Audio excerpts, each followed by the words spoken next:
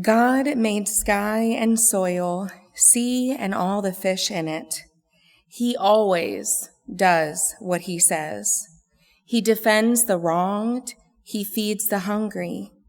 God frees prisoners. He gives sight to the blind. He lifts up the fallen. God loves good people, protects strangers, takes the side of orphans and widows, but makes short work of the wicked. God is in charge, always. Zion's God is God for good. Psalm 146, 9 through 10. Good morning. As Betty has already shared with us, we will be discussing Ruth this morning.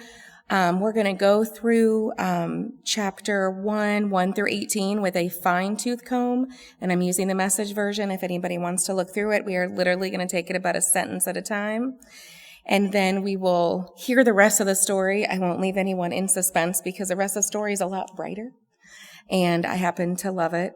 I'm more familiar with the rest of the story, what happens with Ruth later on.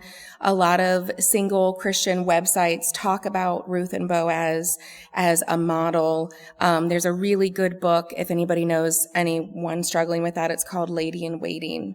And so there's a lot of really good resources that focus on the Ruth and Boaz part. But we're going to focus on Ruth and Naomi. Once upon a time, it was back in the days when judges led Israel, there was a famine in the land. So we have our backdrop. We're in Israel. There's a famine. So if we want to take it a step further, because they make some pretty broad strokes here, people are hungry. People are desperate. People are scared. People are starving, quite possibly dying. So pretty serious times going on. A man from Bethlehem in Judah left home to live in the country of Moab, he and his wife and his 2 sons. Most of us already know who that man is. We'll find out the names in the next one. But what I wanted to point out here is a couple things. So Bethlehem, very familiar name. We know that Jesus came from there. So leaving from Bethlehem and going to Moab was not a short journey. We're talking 7 to 10 days over mountainous terrain, and they're going into a part that they're not familiar with. So he's making this decision, I would think, out of desperation. He doesn't want to see his children starve. He doesn't want to see his wife starve. So he's going to take them on this perilous journey in the hope that on the other side things will be better. The man's name was Elimelech. His wife's name was Naomi. His sons were named Mahlon and Chilion, the Ephrathites from Bethlehem to Judah. So the Ephrathites were people from Ephrath or Ephrathah, which the Bible tells us was associated with Bethlehem. There are some that say that it's the same thing. However, if you look at the words, Ephrath in Hebrew means fruitful, and Bethlehem, which is what I was looking for earlier, means house of bread. So right now in their lives, they're living in a fruitful place and the house of bread, but it is neither. Their lives are not fruitful. There's definitely not bread. And so they leave. They went to the country of Moab and settled there. Part of the reason that I want to take this a sentence at a time is the Bible has a way of just pushing everything together. So this is a 7 to 10 day journey, and then they get there and then they settle. So they moved in a house, they purchased land, they have found work to do. I don't know what kind of time period that's going to be, but it's not a short period of time. Because if you think about when you shake up a bottle and then you wait for it to settle, it takes a minute. So they've been there for a little bit, a couple days, a couple months. Elimelech died, and Naomi was left, she and her 2 sons. So his plan did not work, totally. He went there to give them a better life, and it cost him his. So now we have Naomi and we have her 2 sons, because they're not married yet, in this strange land, just getting settled, and then boom, tossed up all again. So next, the sons took Moabite wives. Again, there's some debate between scholars exactly how scandalous this was. From what I've seen, it was allowed by law that the Jews could marry Moabites. So it wasn't that big of a deal, especially since they were living there. The name of the first was Orpah, and the second Ruth. So our main character that we'll keep coming back to, Ruth, was the second daughter, which we know from scriptures, first is always important, second's like a backup kind of. They lived there in Moab for the next 10 years. So they are more than settled at this point. They've probably made some friends, started their careers, have not started families though, and that is very, very important. Because the 2 brothers, Mahlon and Chilion, die. So again, we look back at Elimelech's plan to give them a better life, and it did not work. Now his widow is alone with 2 foreign daughter-in-laws. No one to care for them, no one to lead them, no one to help them. They are the definition of hopeless right now. They have lost everything. Now the woman was left without either her young men or her husband. One day she got herself together, she and her 2 daughter-in-laws, to leave the country of Moab and set out for home. Again, we do not know how much time it took her to get herself together. I'm assuming a lot. She's lost her husband, she's lost her sons, she has no grandchildren, no income, nothing. I'm reminded of when one of my grandparents passed, and everyone kept saying, "Are you okay?"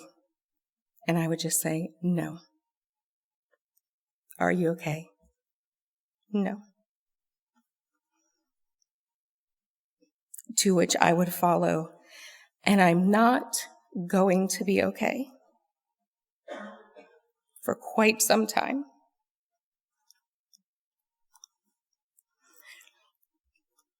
So she's gathered herself as much as she can. She's got her 2 little ducklings, not very little, and not hers. And they have decided that they are going to go home. But remember, this is Naomi's home, not their home. And they set out again on this 7 to 10 day trek. I would guess 15 to 20 years later, after they left the first time, a long time. And the reason why is that she had heard that God had been pleased to visit his people and give them food. You will notice that, at least in the scriptures we're focused on, that is the only time God will be mentioned by name, but we will see him by deed. So they left in search of prosperity, and they go home broken to a land that is now prosperous. And so she started out from the place she had been living. I like that they don't call it home. She's not leaving home to go home. She's leaving the place they were living to go home. She and her 2 daughters-in-law with her on the road back to the land of Judah. After a short while on the road, Naomi told her 2 daughter-in-laws, "Go back." Before I finish what she's saying, the teacher in me wants to wonder what they were saying that made her be like, "You know what? Go back." I wonder if they were afraid, because they should have been. They were not making the safest choice. They were going with her, which was very kind, but they were going somewhere where they would not be accepted, possibly persecuted. They were women, so they weren't going to find a job. They probably weren't going to find husbands because they were Moabites. And I'm wondering if they were bickering, if they were complaining, or if Naomi, coming out of her grief, realizes the enormity of the task she is asking of these women, realizes the sacrifice she is asking of them, and is like, you know what? Never mind. Go back. Go home and live with your mothers. So she's been acting as mother. Now she wants them to go back to their own. And may God treat you as graciously as you treated your deceased husbands and me. May God give each of you a new home and a new husband. She kissed them, and they cried openly. What a beautiful goodbye. Beautiful way to send them off and just say, you know what? I've got nothing. But I really hope that God makes all of your dreams come true. And I don't want you coming down with me, so you go back home and you find that prosperity that I know God has for you. And of course they said, no, we're both going on with you to your people. I don't know how much of that was devotion and how much of that was just kindness. You know, like the first time someone offers to pay for your meal and you're like, oh, no, thanks. And the second time you're like, okay. So, don't know there. But Naomi was firm. So she had her firm mama voice. Go back, dear daughters. Why would you come with me? Do you suppose I still have sons in my womb who can become your future husbands? Go back, dear daughters, on your way, please. I'm too old to get a husband. Why, even if I said there's still hope, and this very night got a man and had sons, can you imagine being satisfied to wait until they were grown? Would you wait that long to get married again? No, dear daughters. This is a bitter pill for me to swallow, more bitter for me than for you. God has dealt me a hard blow. So we've gone from blessing to correction, where she's like, listen, I'm not kidding. I can't help you. Go away. I'm literally at the bottom of the barrel. I've got nothing to give you. You're only making things hard on yourself. Go away. Again, they cried openly. They'd been through so much together. It's got to be heartbreaking to try to say goodbye to that. Orpah kissed her mother-in-law goodbye, but Ruth embraced her and held on. I like the but because it reminds me of but God. So she has one daughter that listens, and it's tricky there because there's the part that's like, okay, she obeyed, she did what she was told, good girl. And there's the other part that's like, she has nothing. Why would you leave her? But she's taking care of herself, and she's doing what she needs to do for her. But she's leaving this widow all alone with nothing. So you can make up your mind how you want to feel about Orpah. I'm conflicted with her. But boy, do I like Ruth.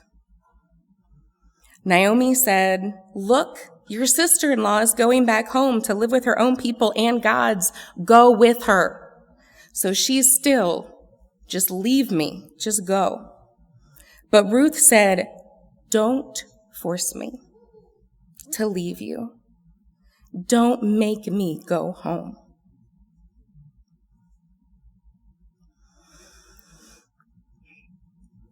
Where you go, I will go. And where you live, I will live. Your people will be my people. Your God is my God. Where you die, I'll die. And that's where I'll be buried. So help me, God. Not even death itself is going to come between us. Now that I've heard in weddings a lot, which I think is beautiful. but we're talking about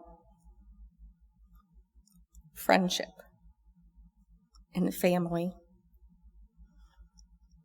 Because we've got Naomi saying, you're not mine. You're not my daughter. You're not my people. Go back. Go be you with your people. And then we have Ruth saying, I'm not that person anymore. I'm now yours. I am your daughter. I am your people. So much so that my gods, my religion, I'm done with that. I'm done with my family. I'm done with everything. I will do whatever you tell me to do. That is how much I love you. I'm willing to give up everything. Don't make me go back to the person that I used to be.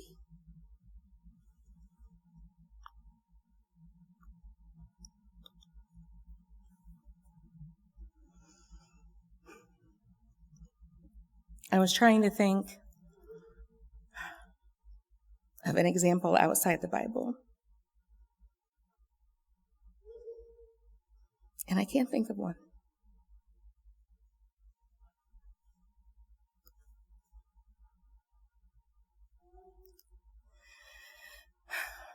All that comes to mind is Jesus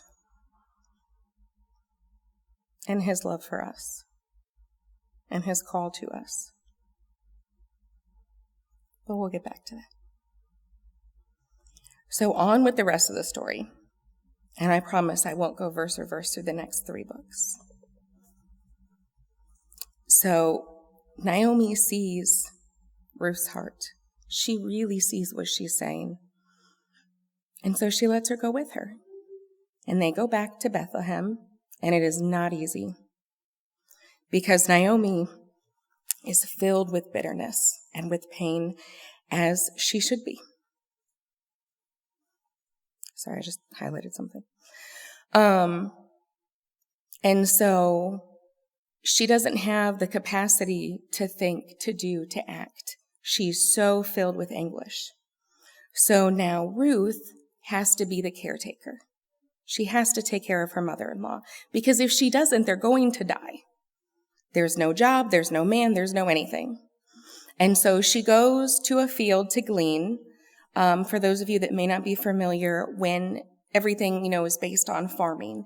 And so they would pick from their fields, but they would leave things behind as an offertory to the poor. And the poor would come after, and they would pick their own food and take it home and eat it, whatever was left over. And so that's what Ruth went to do. She went to the field, and while she's working, Boaz, which I feel like every time I say his name, there should just be like a because he also has that like Jesus reference. So Boaz sees her in the field working really hard and is like, who is that back there? And one of the men is like, oh, she's a foreigner. She is the daughter-in-law of Naomi. She's working really hard all day.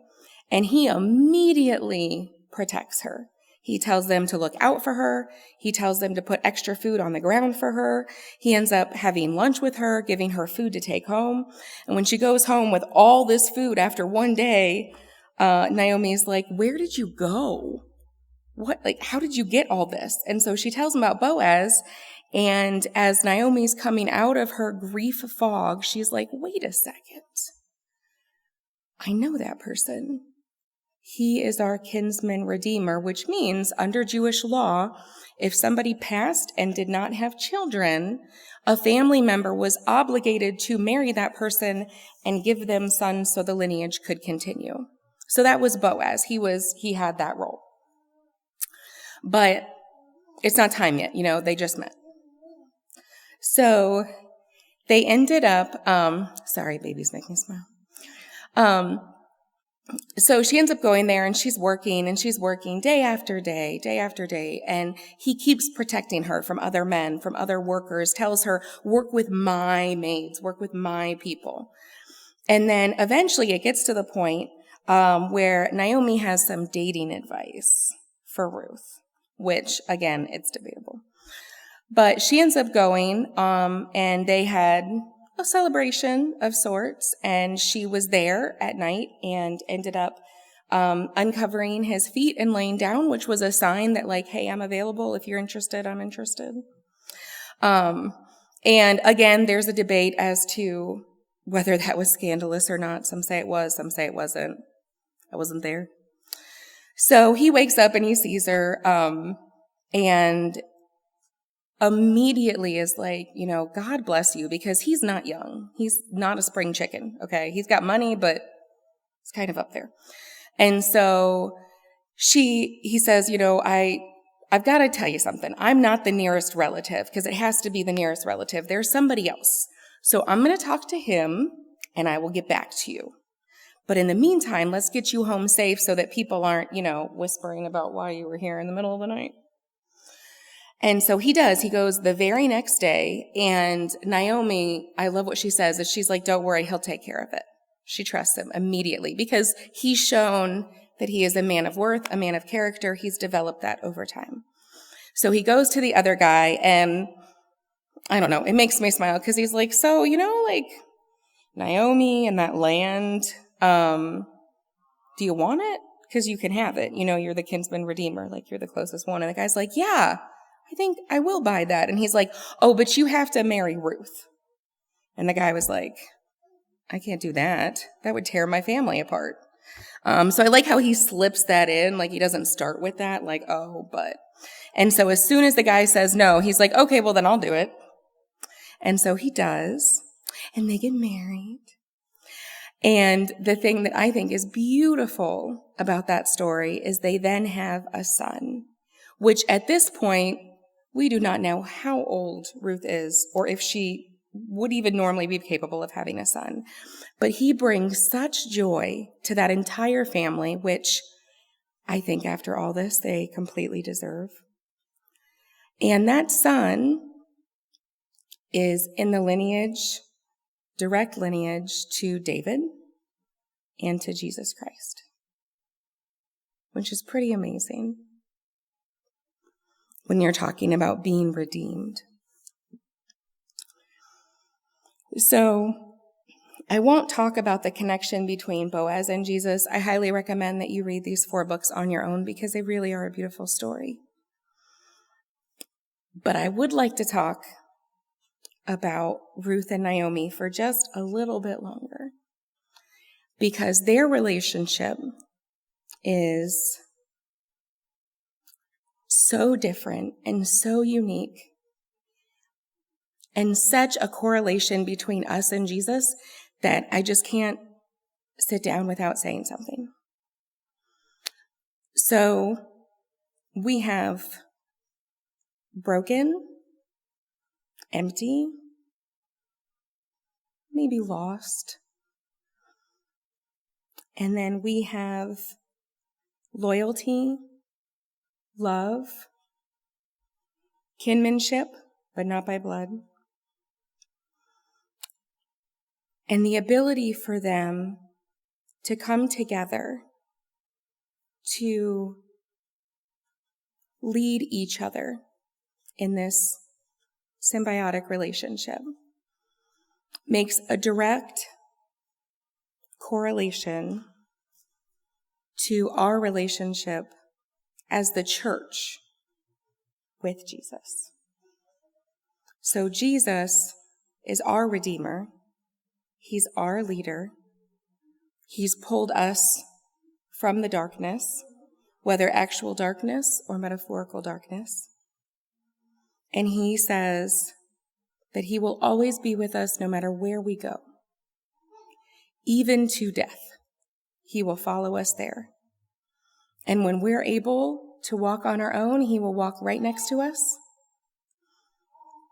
When we are laid out on the floor, unable to move, he will lead us. And when we get a little full of ourselves and want to walk a little ahead of us, he's still right there, waiting for us to turn around and follow him. So when thinking on Ruth and Naomi this week, and I'm going to encourage again all of you to read the books of Ruth, to look for those places in your life where you are not letting God lead you, where you are telling him no, and really open yourself up to wherever it is he has for you. Because as we saw with Ruth and Naomi and the rest of the story, is you have no idea how beautiful or wonderful the future can be until you give it to him.